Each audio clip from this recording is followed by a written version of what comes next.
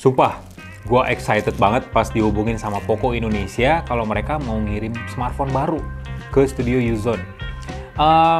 Gue sendiri udah ngegarap sih beritanya, dan ketika dikonfirmasi kalau ini Poco F5, asli gue seneng banget karena Poco F5 bakal jadi smartphone yang spesial di Indonesia. Ntar gue jelasin, tapi karena ini baru nyampe banget di studio Uzon dan launching juga dipastikan di Indonesia, kita unboxing aja ya sambil kita lihat sebenarnya upgrade apa yang dikasih Poco F5 dibandingin sama seri sebelumnya. Yuk.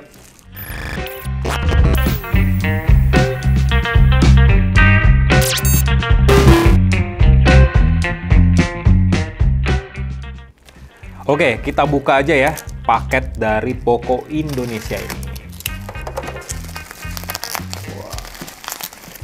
Tuh kan, bener. Poco F5 ternyata. Aduh, aman banget nih ini ngirimnya. Nah, sip, Poco F5 confirm masuk Indonesia. Dan di sini boxnya emang sederhana banget sih. Tapi di sini ada logo 5G dan memang tergantung sama operator lokalnya, sama kemampuan jaringannya juga. Poco F5 yang akan kita pakai adalah warna white dengan varian RAM 12GB sama storage-nya 256GB. Dia menjadi smartphone pertama di Indonesia kali ya, yang pakai Snapdragon 7 Plus Gen 2. Jadi di bawahnya lagi Snapdragon 8 Gen 2 lah ya, bisa dibilang. Maksudnya satu level. Kan ada Snapdragon 8 seri 8 itu yang paling tinggi, ya ini versi high-end-nya. Terus layar 120Hz AMOLED, fast charging 67W, sama kamera dengan OIS. Wih, keren juga ya. Oke, kita buka langsung.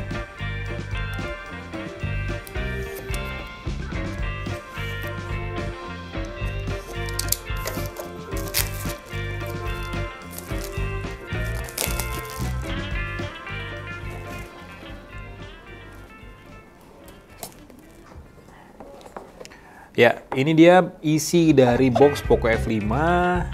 Sejauh ini Poco masih lengkap ngasih paket buat pembelinya.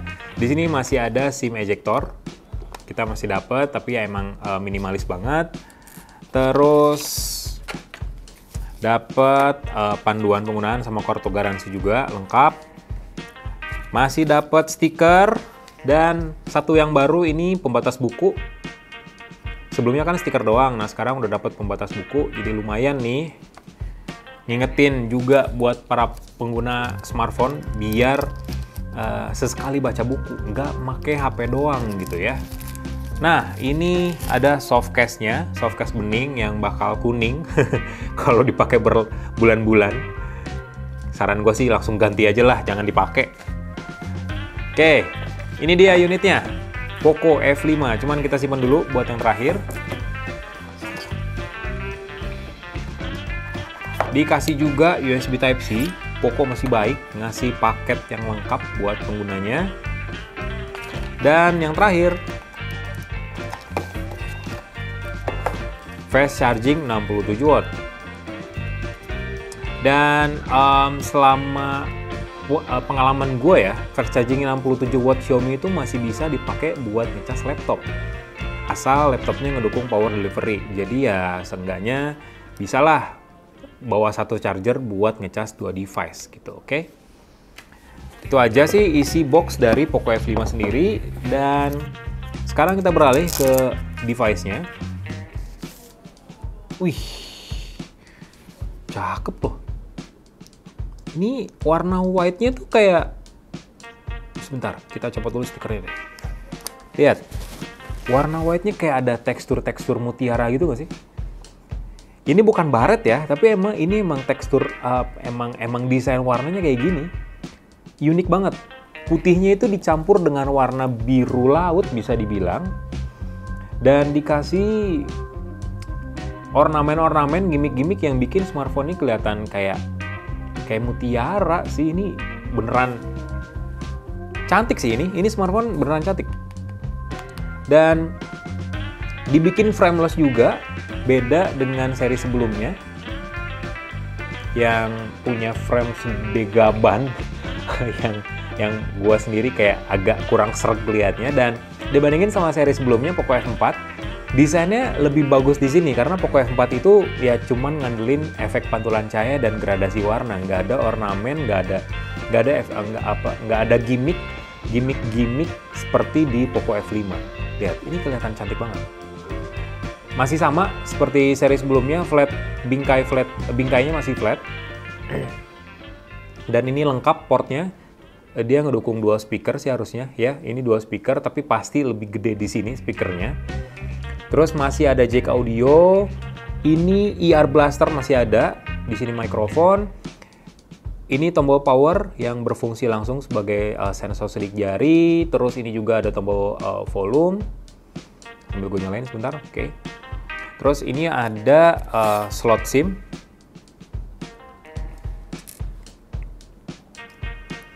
Yang ngedukung dual SIM tapi tanpa micro SD. Ada mikrofon lagi, terus USB Type-C dan juga speaker utamanya. Oke. Dan Poco F5 udah berjalan di MIUI 14, tapi pastinya UI-nya udah dilapisin sama Poco UI. Jadi ya sebenarnya sama aja sih dengan MIUI pada umumnya pada smartphone Xiaomi lainnya, tapi ya seenggaknya ada sentuhan Poco-nya sedikit lah sini. Kelihatan banget di sini. Lihat, bezelnya tuh simetris loh. Tuh. Atas, kiri, bawah, kanan. Ini simetris. Ini lebih ke sensasinya kayak pakai smartphone high-end sampai smartphone flagship sih, karena umumnya smartphone kelas menengah itu ya bezel bagian bawahnya tebal, tapi ini udah simetris. Jadi ya nice job banget lah ini Poco F5. Untuk layarnya sendiri, kita ngomongin layarnya sekarang. Panelnya AMOLED dan panel AMOLED yang dipakai oleh Poco F5 sendiri itu adalah panel AMOLED 68 miliar warna. Bayangin, 68 bit. Bayangin, ketika banyak smartphone kelas menengah lain yang masih pakai panel 10 bit, 1 miliar warna, ini udah 68 miliar warna. Bayangin. Dan ukurannya sendiri masih standar seperti smartphone Xiaomi, smartphone Poco lainnya, 6,67 inci. Tapi dia udah ngedukung beberapa fitur yang beneran memaksimalkan visualisasi pengguna. Mulai dari Dolby Vision, HDR10+, udah.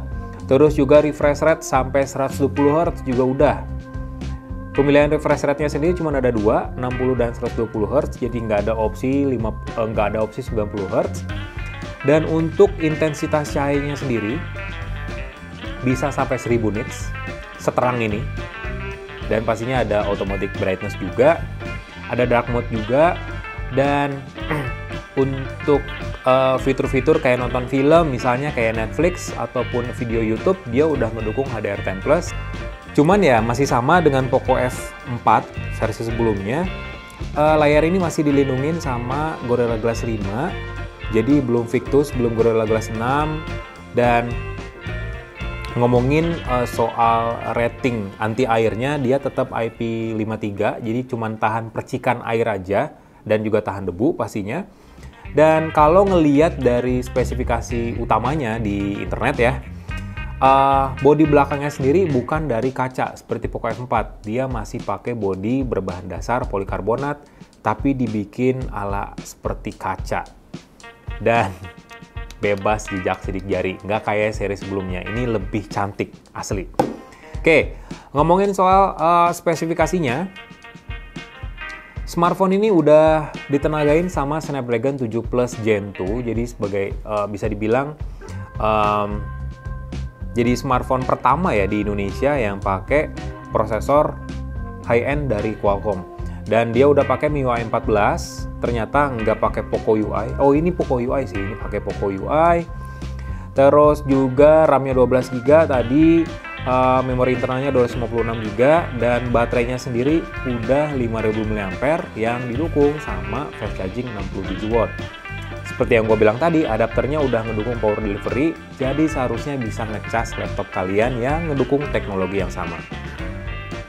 Nah, sedikit mengenal Snapdragon 7 Plus Gen 2, jadi prosesor ini tuh punya clock speed tertingginya 2,91 GHz.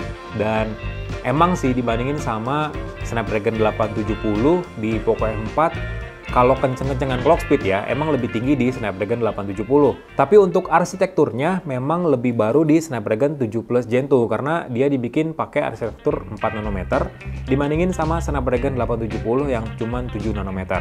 Artinya apa? Secara performa emang lebih bagus, terutama soal efisiensi dayanya. Cuman gue masih belum tahu nih seberapa kuat daya baterainya. Daya tahan dari baterainya nanti akan gue jabarin dalam video terpisah. Jadi tungguin aja video berikutnya dari Uzontech. Oke, ngomongin soal kameranya. Masih sama seperti Poco F4, dia masih pakai sensor 64 megapiksel dan udah didukung sama OIS. Disandingin sama kamera ultrawide 8 megapiksel dan juga kamera makro 2 megapiksel. Untuk kemampuan videonya, karena udah didukung sama OIS ya, dia bisa ngerekam video sampai 4K di 30 fps atau 1080p di 60 fps. Bisa juga ngerekam ala-ala video sinematik dengan frame ala-ala film karena ada fitur movie frame juga di sini. Sementara buat kamera depannya cuma 16 megapiksel aja, turun dari versi sebelumnya yang udah pakai 20 megapiksel. Coba kita nyobain foto nih.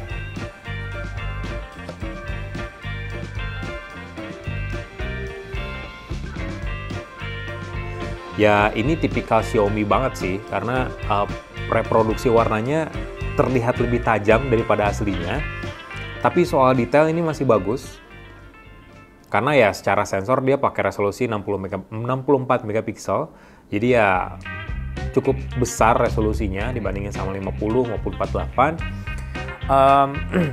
Dan masih tetap didukung sama OIS juga. Jadi ya untuk perekaman video nggak didukung pakai OIS pun atau nggak nyalain fitur steady video pun, hasil videonya bakal lebih stabil dibandingin sama kamera yang nggak didukung sama OIS sama sekali. Tapi untuk review lengkapnya, tungguin aja lah ya di video Uzontech. Seperti yang gue bilang tadi, tungguin aja review lengkapnya di channel Uzontech. Tapi kalian harus subscribe dulu nih channel Uzontech, nyalain loncengnya biar tahu informasi terkini di dunia pergadgetan, global maupun Indonesia. Like videonya, kasih komen juga biar kita makin semangat nih, dan share juga videonya ke medsos ataupun ke teman-teman kalian biar mereka tahu nih rekomendasi smartphone yang bagus tuh apa sebenarnya di Indonesia. Jadi tungguin aja update terkini, update terbaru khususnya buat review Poco F5 ini. Dan jujur, gue masih belum tahu harganya, tapi bakal gue masukin di kolom deskripsi, jadi stay tune terus. Gue Faisal, selalu sehat buat kalian semua.